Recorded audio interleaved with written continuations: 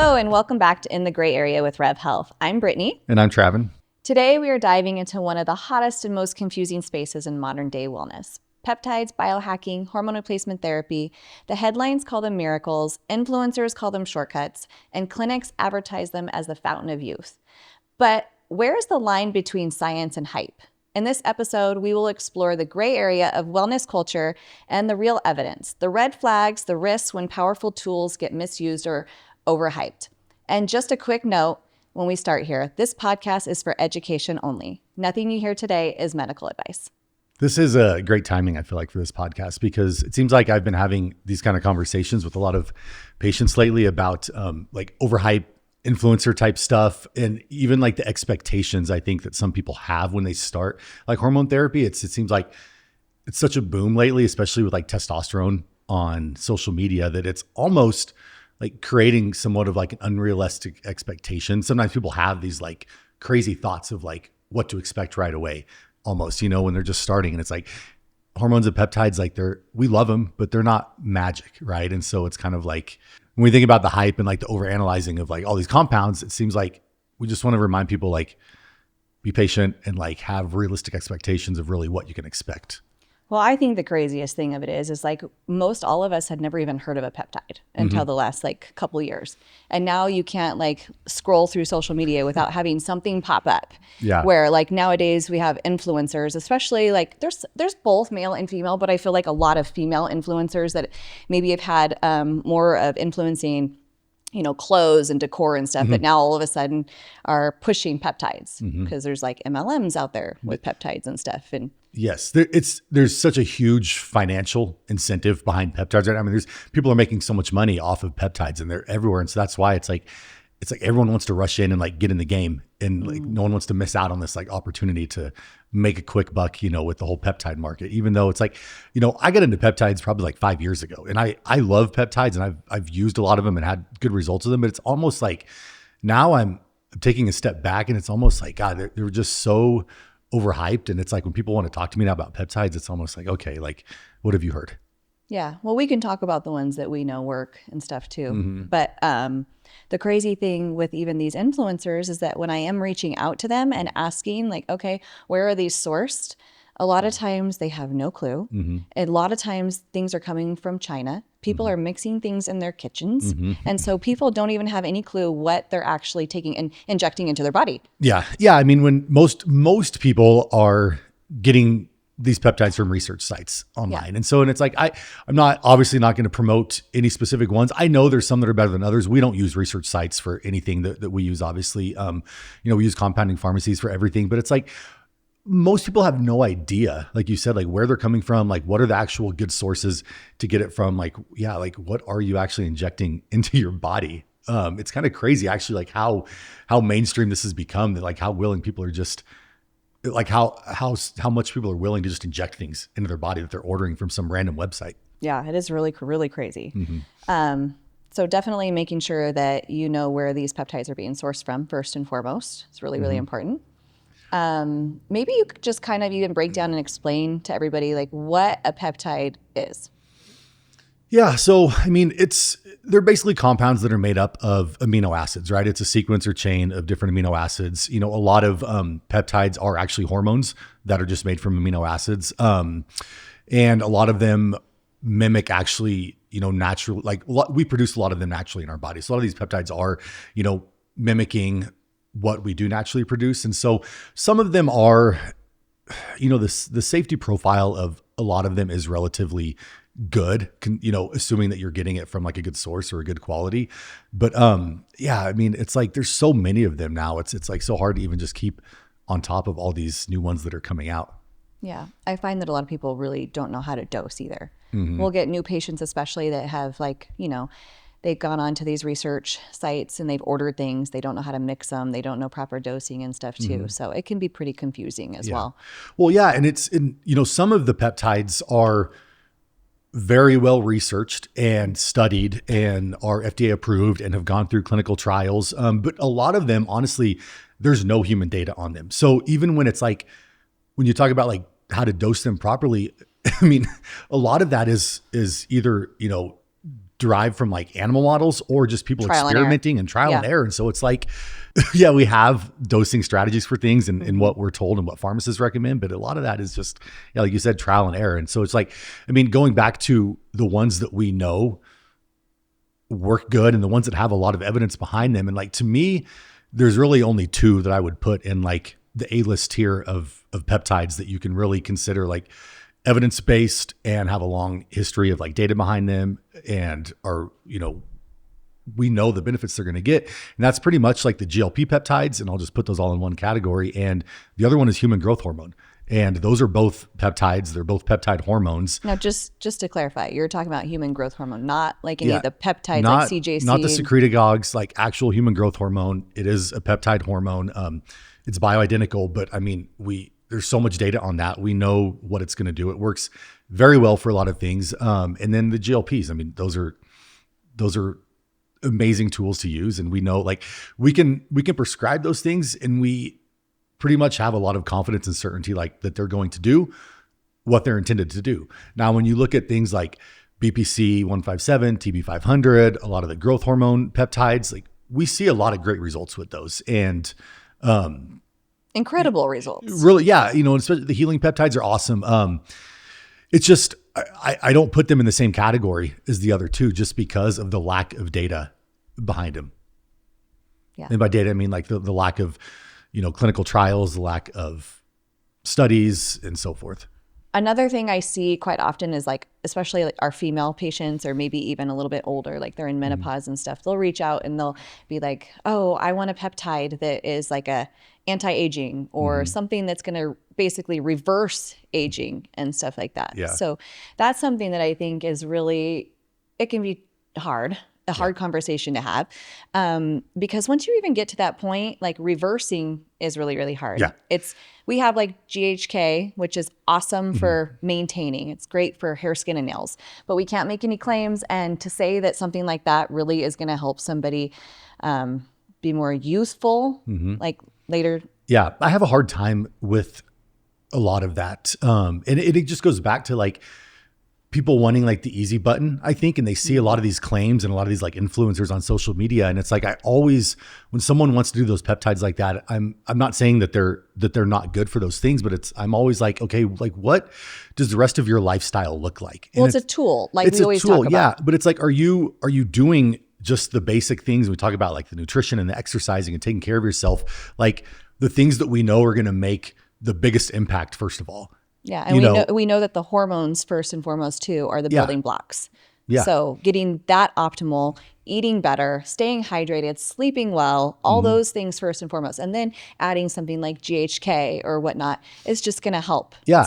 It's a benefit. It's going to help. Added benefit. Well, sure. Yeah. And it's like, you know, if someone's not doing those things, I have a hard time like wanting to recommend these peptides because it's like, and that's where people are capitalizing on this market and making so much money because it's like, oh, this is like you said, like fountain of youth or the easy button and take this and it's going to reverse aging and help your skin. And it's like, but honestly, if you're not doing the other things we talked about, like you just mentioned, like they're not going to move the needle that much. Like No. they're really not going to. And so it's like, that's where there's such a like kind of an ethical line of like all these people are just like selling these peptides with all these promises. And it's like, you're like not paying attention to what you really need to, first of all. Yeah. And I think also, like I was talking about with our older women and stuff, you know, after menopause, getting those hormones optimized is really, really important, but continuing the journey, because then you're going to come into like what, you know, 12 to 18 months after getting optimized is where we really start seeing the protective side, the prevention. So encouraging just to like stay the. Yeah. And I don't want it to like sound like I'm down on peptides because I'm not. And I personally use a lot and I've used a lot throughout the years. But it's like, I think it's one of those things that, again, like once you get the foundation laid and you're doing that stuff, then you can start adding or experimenting with some of these peptides to see if it gets benefit for you and to what you're looking for. And then you can, you know, if it doesn't, you can move on, you can try something else. But it's like you said earlier, a lot of trial and error, but just making sure you have the foundation covered first. Yeah, absolutely. Another thing that I'm seeing a lot is like I'll get patients reaching out and they're like, "Oh my gosh, I woke up and my Oura ring said I did not get a good night's sleep last night." And having those conversations of like, once they see that, then it's like automatically, I had a horrible night's sleep. Yeah. And then they even like say, "Oh, it must be from my hormones." Like, Yeah. There is a huge psychological component to just those Oura rings in general or anything like that. And data is great. And it's a great tool again. And, knowing what's going on in your body is valuable, but I have seen that happen a lot where it's like, yeah, you wake up and it's like your Oura ring says you got a bad night's sleep. And it's like automatically you think that like, oh, I'm going to be tired today or I'm not going to have as good of a day. And it's like, maybe like you wouldn't have even noticed it at all, but the psychological aspect of it. And now it's like throwing you off. And it's like, I'm not saying that happens to everyone because I'm sure there's a lot of people that use those devices and they're very in tune to their body, but there's a lot of people that aren't, and that it probably does dictate a lot of like what happens in their day based on what their data says for what's going on. and it sounds great in theory, Yeah. like, and especially if somebody's really in tune and trying to figure out what's going on, but it just seems to really, more than anything, confuse people a lot. Yeah. And like you said about people blaming things on their hormones, it's like, gosh, that's one of the things that like it drives me crazy. And it's like, it happens a lot. Yes. A lot with women, and not to sound like I'm not trying to pick on women or anything like that, but it's like, we rarely see that with the men. Yeah. But it's like women, it's like anything that happens, it's like, oh, I got a cough, or, oh, I stubbed my toe. Must be my hormones, and it's like, it's obviously an exaggeration, but like, it does seem like every little thing that happens in their life, it's Relating like, it oh, back. it's like, oh, my hormones must be causing this. Yeah, it's probably on a daily basis that I have to like say, okay, what else has changed? Are you taking any other supplements? Are you doing anything different? Yeah. How's your sleep? Yeah. Are you stressed? Like, Yeah. Like, well, it's like the old adage that we say, it's like when you were young and you had really healthy levels of all these hormones, like anytime you got sick or something happened, did you blame it on your hormones? It's like, oh shit, my testosterone must be too high today. Yeah. I don't feel right, or it must be too low today. I asked somebody like, that today as a joke when he was Yeah. talking about skin, something about testosterone causing blotchy skin. And he said, was your skin really blotchy as a teenager when you had that level? Right, exactly. And it's like that people don't, I think, forget that these are, natural hormones, and things are still going to occur. They don't protect you from any sort of negative feelings or anything that's going to happen in your life. Yeah. So the technology definitely can help some people, but sometimes it can also hinder and plant things that are unnecessary. Yeah. Speaking of technology, I know, like, real quick, we can hit on some of these devices in general that are popular and that are like being sold through social media and like through the biohacking space, like, just like the red light beds and the LEDs and like, all of the different biohacking tools that people use. They would be more of a tool. Yeah. And I think that the hype claiming things that are behind there with like anti-aging and longevity with a red light therapy is pretty extreme.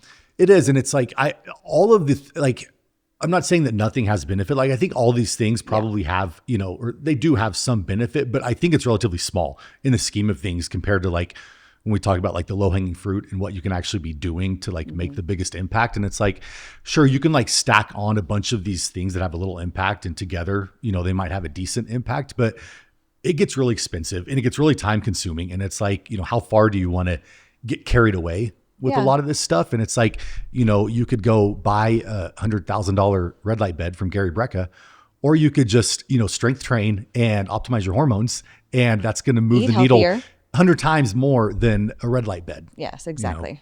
Yeah. I mean, we've had patients like that too. I mean, we've had guys come to us and they're like, I want to do everything natural. And we see them, they try all the stuff. They are in the gym all the time. They're eating right. They're even trying peptides. And then they end up going over the other line and adding in testosterone. And it's a huge game changer. Yeah. It's always the biggest game changer, for sure. And we know that. And it's like, we talk about it a lot. We obviously prescribe testosterone a lot. We use a lot of testosterone. But again, it's still not a miracle. Like, you know what I mean? It's like, you still have to do all the other all the other right things. And it's like, will testosterone like help you gain muscle, for example? Like, Yes, but you still have to put in a lot of hard work to make that happen. And you're not going to turn into a bodybuilder or anything like that. Like it's going to help you It's the building blocks. Yeah. Like, I tell guys all the time, like, well, remember when you were younger, like it was easier in your 20s to build muscle than it is in your 40s. Right. And it's like, if you get on testosterone, I just kind of like refer it back to, it's similar to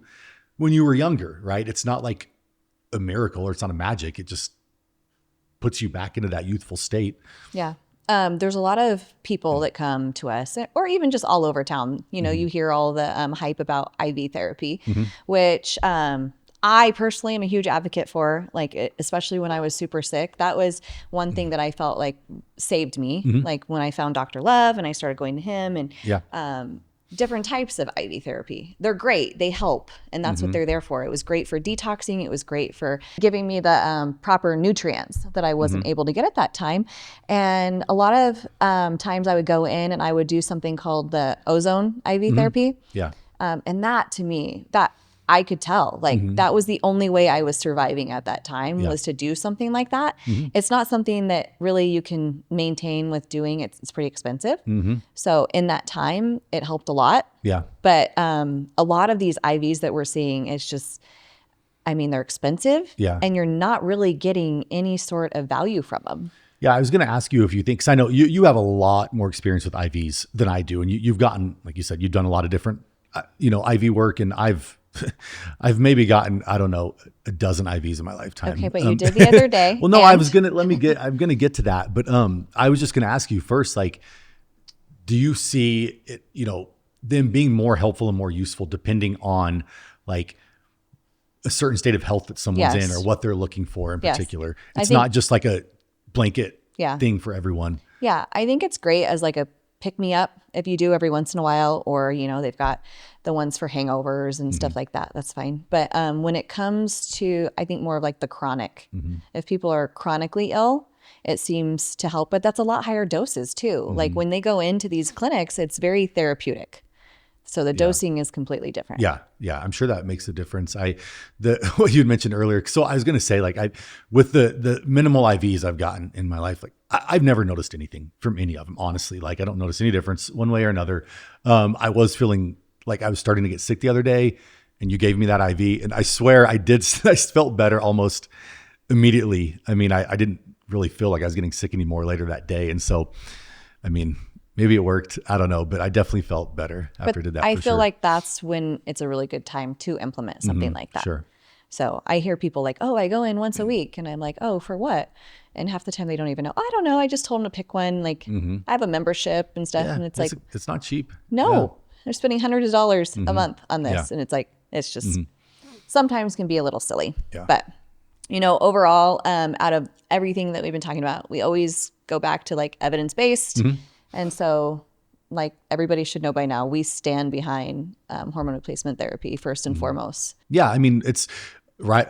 We always talk, the nutrition, the exercise, the hormones, like those things are very well documented, evidence-based, that those are going to tens of thousands of studies significantly improve your health, improve your long-term health, and reduce aging and reduce the effects of aging. And it's just like, that's going to make the biggest impact by far.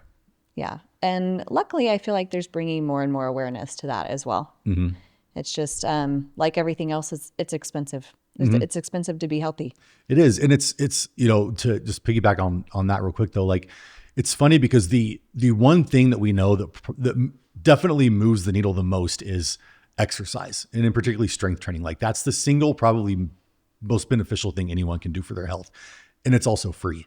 Yeah. Right. But most people, I mean, I don't want to say most, there's a lot of people that don't do that. And it's like, they'll come in and people complain about spending money on whatever it is, hormones or peptides or whatever it is for their health. But it's like, you're not even doing the one thing. Well, it's also, doesn't even cost you anything. But it's prioritizing exactly the time. That's like even just talking to my 19-year-old daughter the other day, she's like, I don't remember you working out when I was little. And I was like, well, no kidding. I got up at 4:30 and 5 in the morning and I was home before you even woke up. You wouldn't remember. So it's making the time. So yeah. But you're right. It is all about prioritizing. So I think we can just agree that definitely hormones are so important. It's all evidence-based, many studies behind it. Sleep super Yeah. important. Diet, exercise, all that kind of stuff. Yeah. And then after that, yes, there is some great peptides to add in. Some of the technology out there is helpful. These IVs are going to help in certain cases as well. But overall, like, you have to take the initiative and you have to want a different lifestyle. Yeah, And for not sure. fall into the day-to-day of the fast food and everything else that comes along. Yeah. It truly has to be a lifestyle for sure. And it's like getting the basics down and the fundamentals, and make sure that you cover the big things that you can do. And then everything else, I mean, you can take it as far as you want in terms of all the other things that you want to add on and utilize and play around with for your health. But just make sure you're doing the basics first. Yeah, absolutely. Well, like always, I want to thank you for joining us today. Please like, comment, share, subscribe, and we will see you next time. Thank you.